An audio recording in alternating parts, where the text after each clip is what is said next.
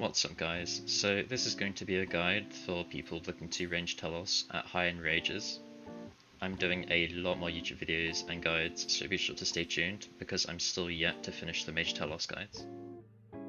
So let's go over the range Telos strengths and weaknesses. Range is heavily regarded as the hardest combat style to do at Telos, and I'd like to disagree, because I find mostly people just get intimidated by phase 4 and they don't know how to chin SGB, and that can be very annoying when you're going through the learning process. So I'm going to go over the strengths of doing range Telos real quick. Range Telos is very fast, and by very fast I mean you're able to get sub 3s with this combat style. So for P4, because of the way chins and SGB OF work together, it means we're essentially able to take up to 0 autos throughout the whole phase while speeding it up by a lot. Range Telos is able to hit up to 16 kills per hour consistently.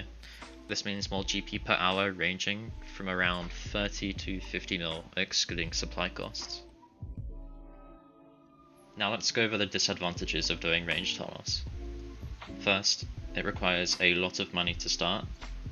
I know range gear costs a lot of money and it can be hard for some people to get. It has expensive supply costs with Hydrix bolts, primal feasts. Vitality pot cooldown can be an issue, so you tend not to do it on phase 5. Phase 5 is a lot more riskier of range since you're using a spirit shield, so if you're not careful you can get smited, which can cause you to lose the kill. Range has little to no stun locks, so when things go poorly, it can be hard to recover at times.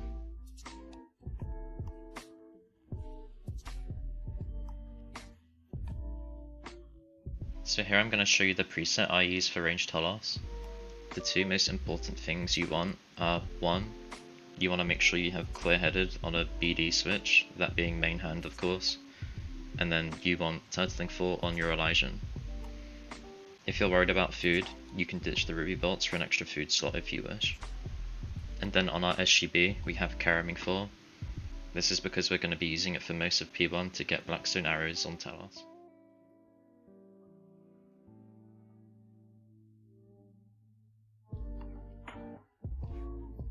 So I'm just going to go over phase 1 really quick, the rotation and the pathing, and some stuff to help you along the way if you get stuck. So here you're going to drop down, Grim, Devotion, Surge, Death Swift, tag with a Ricochet, do a Snipe, SGB, make sure you're spamming a Ripper, Rapid Fire, and then run back 1 tick later.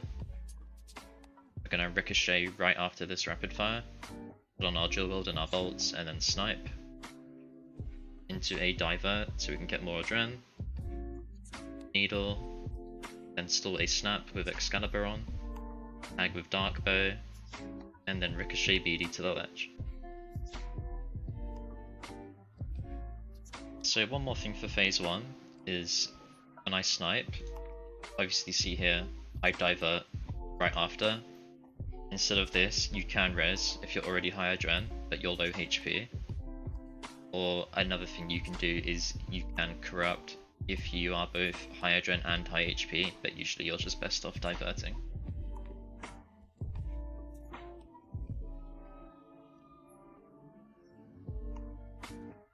So going into phase 2, you want to have a Von Bomb at the ready.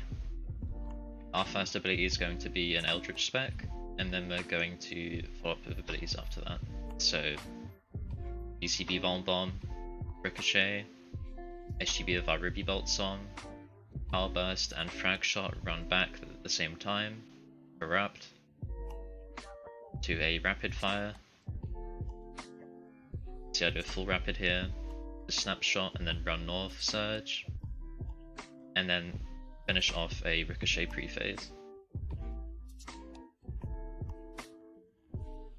So I'm going to show you one of the issues you're going to run into when you're doing phase 2. This issue is when you don't have much adrenaline. So as you can see here, we get our rapid off because we have the adren, but here you can see we're 49 adren and we want to snap next, but we also want a ruby proc. So what we're going to do is we're going to keep our ruby bolts on, we're going to sigil just for the snap, and then snap, surge just like we did before. And here you can see we get unlucky on the damage, but that's fine. So here I'm going to show you what you can do when it doesn't phase on your ricochet. So here, see I'm following the normal rotation, run north, snap, here I should be ricocheting, and then because it doesn't phase, you see this mage auto I'm going to get. So this is actually going to be delayed because we're really far from Telos. So what this means is we can divert or res just in time. So as you can see here, I resed, but you can divert if you want to. Here's what a really lucky P2 ends up looking like. You shouldn't need to worry too much about this though, because it should rarely ever happen.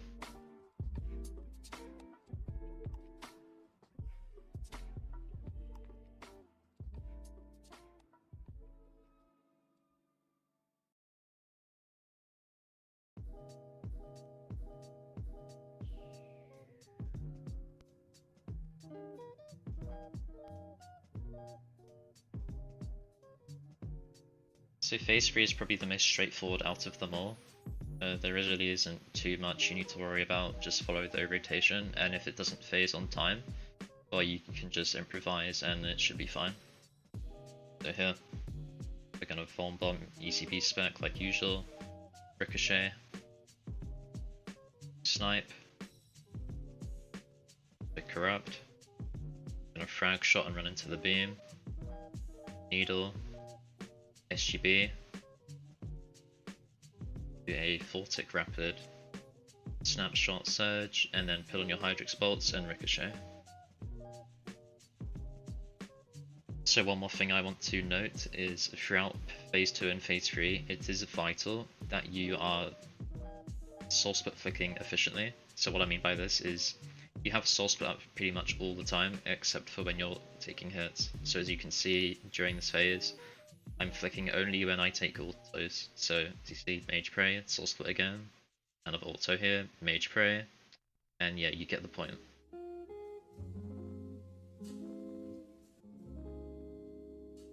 So going into phase 4, one of two things is going to happen. A, you got a ricochet pre-phase and you're really high adren, or 2, you didn't get a pre-phase and you're really low adren. So here I'm just going to go over what you want to do in the first scenario where you are really high adren and you manage to get that pre-phase off. So here you can see we're dropping down. We have our dbow EMF on. We're going to Vigor for the saved adrenaline.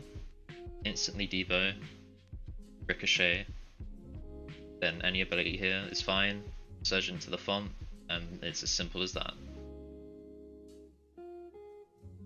So this P4 drop I'm about to show you is one where you didn't get a ricochet pre-phase and you don't have that much adren. I would recommend this P4 drop if you're learning because it is just much safer than the dbow one.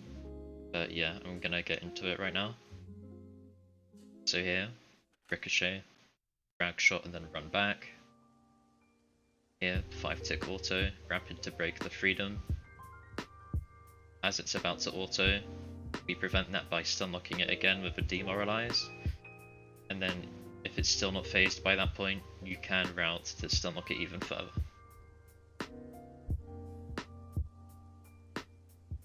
So assuming now you're in the first font,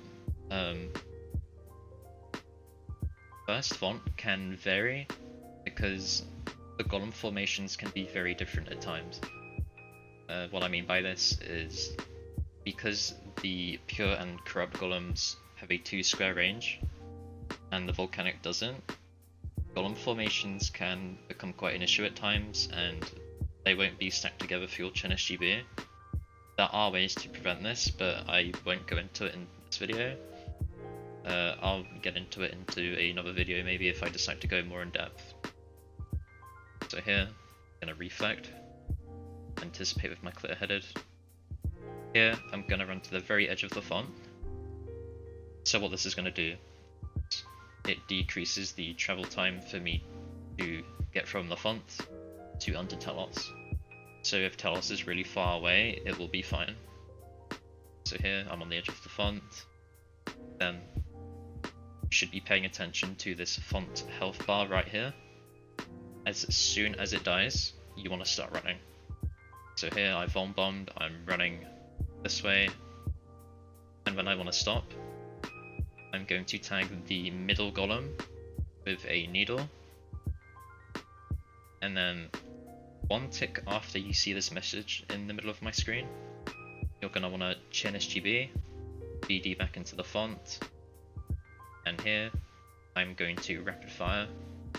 So what this rapid fire does is it's going to break its freedom, obviously, but if the chin SGB does do really poorly, it means we can follow up the rapid fire with a demoralize or a route.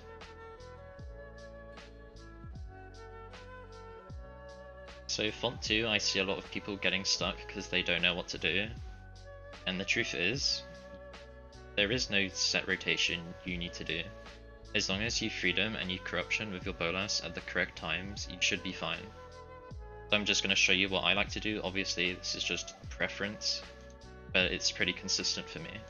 So going into the font, I tag with a ricochet. This will just help with the adren, and obviously the ricochet is really good with Hydrix bolts. And then after that I just end up doing a piercing shot. But what you can do is if you have res up, you can res the font hit, which will be on tag. Here, freedom, because you can see right here the font is under half health, so that's around the time when you want a freedom, and then right after the freedom we're going to follow up with a corruption shot with our bolas on. Then I'm going to wait 4 ticks, pick Telos, stall snap, run to the edge of the font, which is this square I'm standing on right here, bomb Telos, tag with a snap obviously into ricochet, then we're going to dbow, we're going to start running in this direction a tick later, and what we're going to do is we're going to surge, do a random ability here, like as you can see here I just dazinged, and surge again, and this will get you into the third font as soon as possible. So getting into the third font rotation, you do actually have to be follow a specific rotation here, because you're going to have a lot of golems on you, you don't want to get smited, and you obviously don't want to get stunned. So here, I'm going to search in the font, operation right here. After that, anticipate, res, evo when all the golems are around you, start running onto Telos, make sure you tag a golem, chin SGB, and make your way back in the font. Now one thing I do want to point out is you can count when the best tick to chin SGB is. So you might have seen this and been like, why am I chin SGBing a tick earlier? Well, if you see here, make sure you're looking at this font's health. So if we do an ability, the same tick that this font dies, it will be 2 GCDs and 1 tick, and then we can chin SGB. So as you can see, font dies, and then I end up doing an ability a tick later. So because of that, I know I only need to do 2 GCDs and then I can chin SGB. So here, I needle, and then right away I can chin SGB, and this only loses us the first arrow, but it also saves a tick going into phase 5. So as you can see, I missed the first arrow, but then all the secondary arrows are going to land, and it should phase because there's just so many golems, like the chances of not phasing are really low.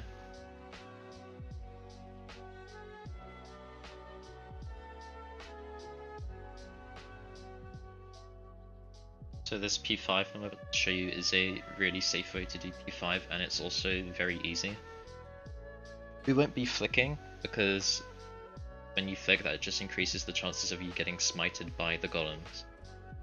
So what we're going to do, we're going to get our Von Bomb ready like usual. You know, yeah, we're going to tag with Ricochet. We're going to start running toward this part of this side of Telos. Gonna dbow. Obviously we're praying mage here. And then right here we're going to reflect, surge at the same time, and as you can see I click here. So the reason I click here is because I want to run 2 north right away, and it's easier than clicking through Telos' arm. So as you can see, we get 2 north, and now we're in the beam perfectly. And a natty, revenge into a Death Swift, ECB spec, 2 Cade, do a dbow, put on our rubies on our SGB EOF, SGB spec, and then dbow until it dies.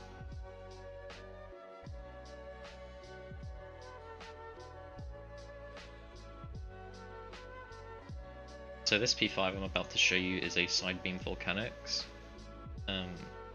This P5 is a little bit trickier because we're going to lose out on some damage, but it is pretty straightforward still.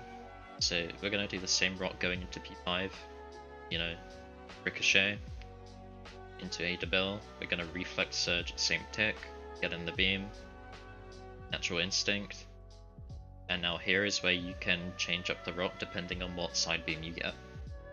So here, because I got an east beam, I know I'm not going to get stunned right away. So instead of anticipating here like you should do, I go for a revenge instead. And then I anticipate. But so let's say you get a left beam. You want to anticipate before the revenge because the golems are going to be autoing you earlier on, if that makes sense. Do a Death Swift, ECB spec into a Cade, dbow, SGB, then continue and follow up with dbows. Don't stop dbowing. Then the only time that you want to freedom is if you get stunned. So the way I do P5 is I'm not going to freedom at all until I know that I'm stunned. So with every dbow that I do, I'm going to hit Y and C. Y being my EOF spec keybind and C being my freedom. What this is going to do is if we get stunned on tick that we try to dbow, it's going to freedom instead.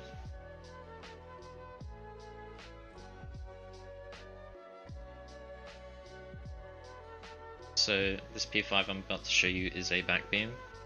This back beam is going to be corrupt golems, but just like side beams, it works with either pure golems or corrupt golems.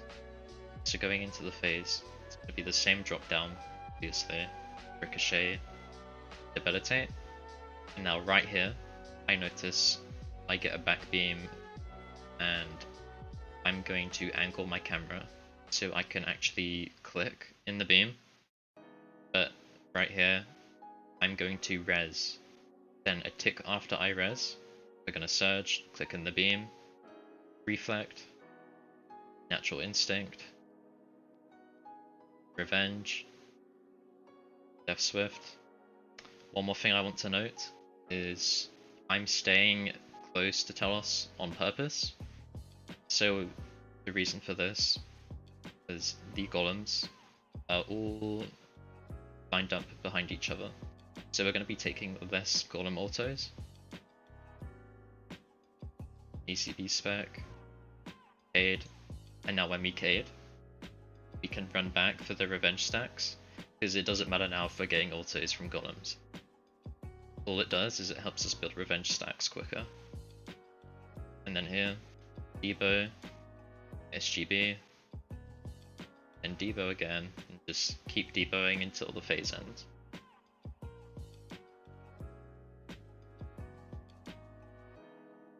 So this P5 I'm about to show you is a backbeam volcanic P5.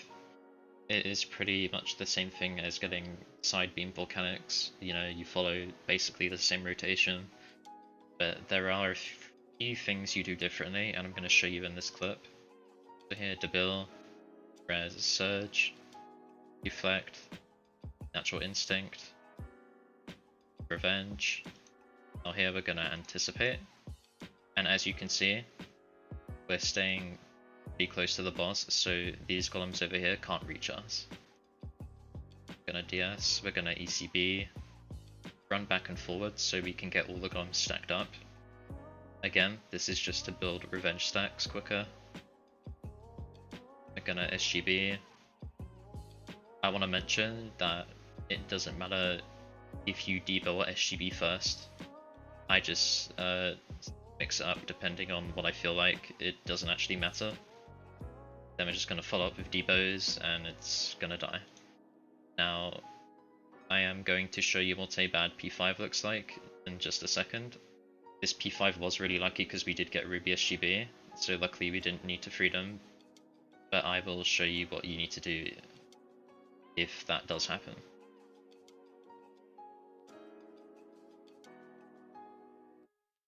Now sometimes when you get volcanics on a side beam, it can go quite wrong, and be lacking a lot of damage, and I'm going to show you right here how to avoid that.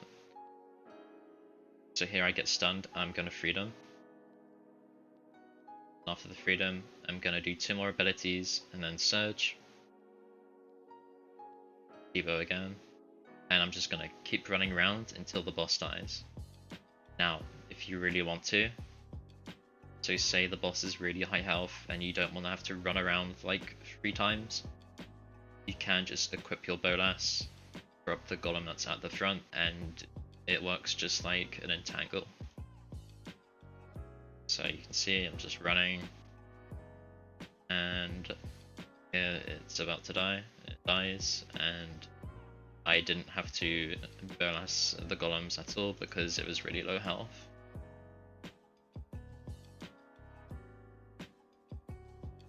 Hey, if you got this far through the video, thanks for watching.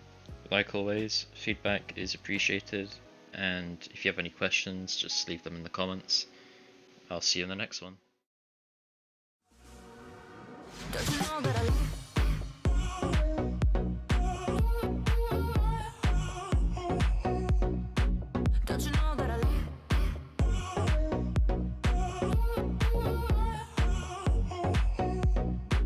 Don't you know